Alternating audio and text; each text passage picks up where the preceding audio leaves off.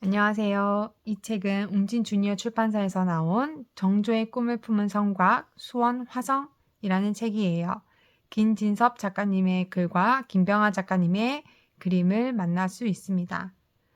이 책은 수원에 있는 화성에 관한 책인데요. 수원의 화성은 세계 유네스코 문화유산으로 지정되어 있고요. 우리나라의 아름다운 성 중 하나입니다. 정조 왕께서 어떤 생각을 가지고 화성을 만드셨는지 책에 글과 그림으로 세세하게 잘 표현되어 있답니다. 그러면 우리 같이 읽어볼까요? 수원은 사방팔방 길이 잘 뻗어 있어. 전라 경상 충청에서 올라오는 물건을 모았다가 한양으로 올려보내기에 좋은 곳이었어. 또 팔달산 앞쪽에 너른 들이 펼쳐져 있어서 밭이며 논이며 농사 지을 땅도 많았지. 정조 임금은 팔단산 등성이를 따라 성을 쌓고 한양에 버금가는 큰 도시를 만들기로 했어. 정조는 화성이라 이름 짓고 차근차근 준비를 했어. 1794년 음력 정월 15일 드디어 성을 쌓기 시작했어. 22가지 직종의 1,800여 일꾼들이 모여들었지. 석공들이 근처 돌산에서 돌을 뜨면 일꾼들은 성떡까지 수레로 실어 날랐어. 거중귀한 농로로 무거운 돌도 거뜬히 들어 올렸지. 나란 일을 할 때는 품삯 없이 백성들을 부렸지만 정조는 일꾼들에게 일한 만큼 품삯을 주었어. 한여름에는 더위를 이기는 약을 내려주었고 한겨울 찬바람이 불 때에는 잠시 일을 쉬게 했지.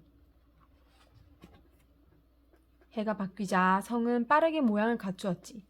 때마침 어머니 해경구 홍씨 회갑이 가까워졌어.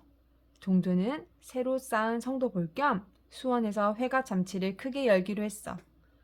화성에서 반나절 거리에 있는 아버지 사도세자의 무덤을 찾아 넋을 위로할 거야. 종조는 수많은 신하와 군사들을 이끌고 화성으로 들어섰어.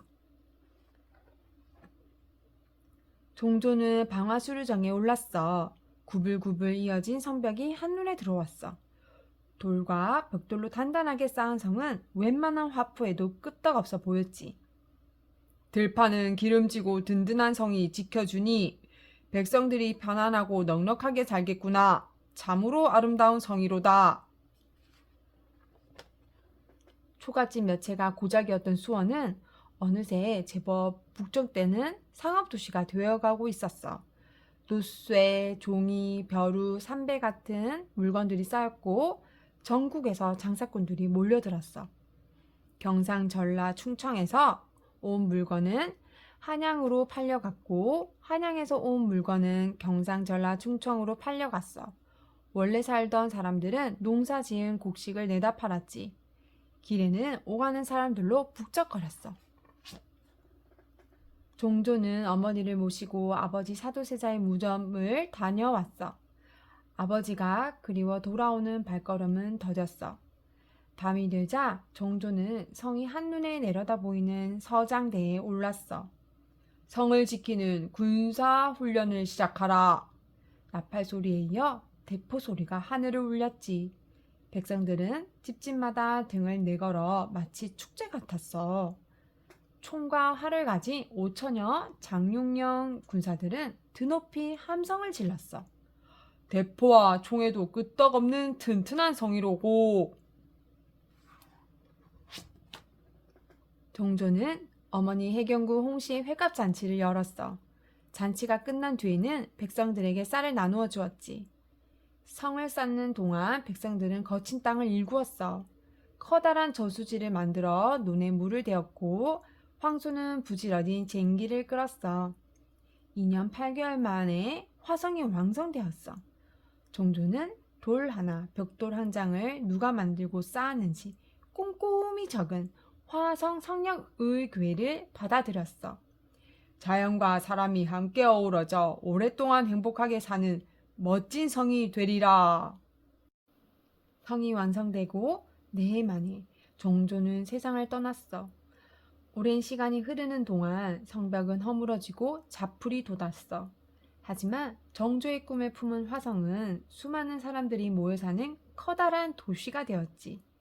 사람들은 무너진 성벽을 다시 쌓고 허물어진 집들은 처음 모습대로 고쳤어. 화성 성역 의궤에 쓰인 대로 돌 하나, 나무 하나도 모두 제자리로 돌아갔지. 바로 수원 화성이야. 여기까지 수원 화성에 관한 이야기였습니다. 책 뒤에는 수원 화성에 관한 작가님의 설명과 그림이 나와 있는데요. 각 그림마다 이렇게 성과 성벽의 역할들을 보여주는 글도 있어서 이해하기 쉽게 표현되어 있습니다. 여러분도 기회가 되신다면 수원에 오셔서 수원 화성의 아름다움을 만나볼 수 있길 바랍니다.